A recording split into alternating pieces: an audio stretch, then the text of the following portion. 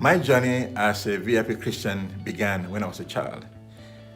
See, I lived in a family where success is measured in terms of your education, riches, and your influence in the religious circles.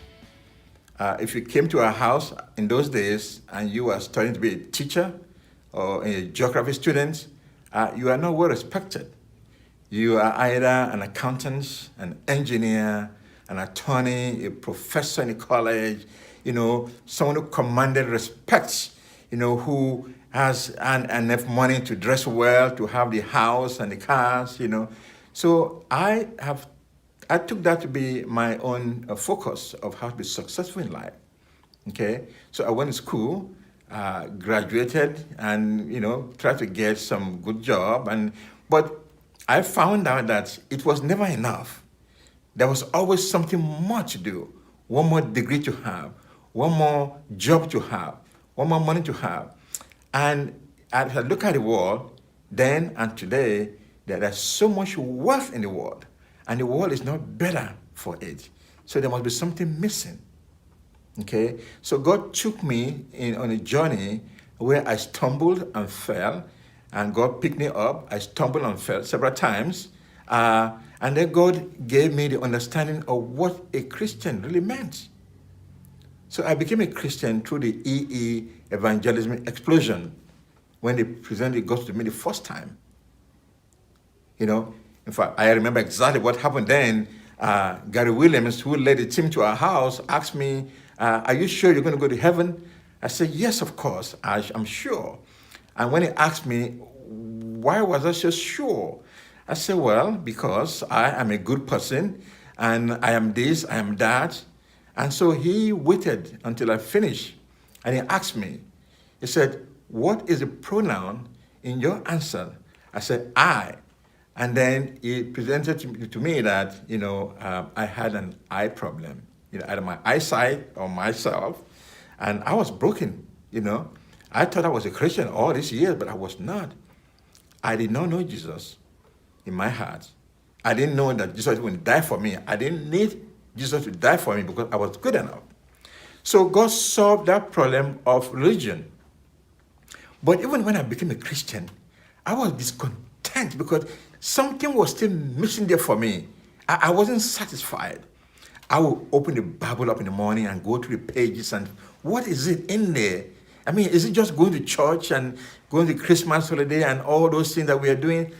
Something was missing until one day, I remember that day in the morning when I discovered that verse, I die daily. Oh my goodness. So it is in dying that we have life.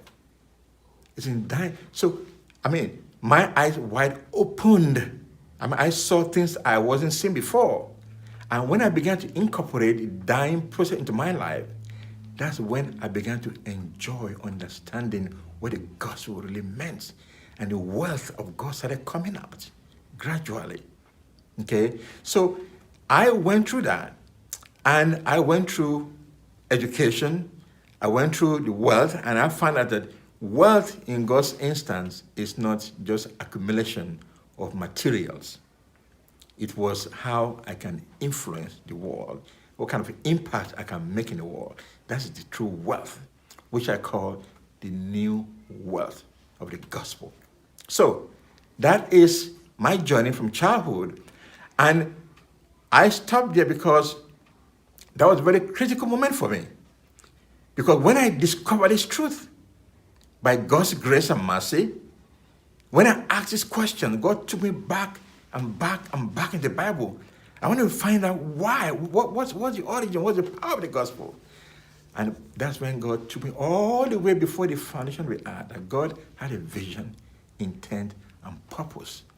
And that purpose is to love, to accept, to make us holy and blameless.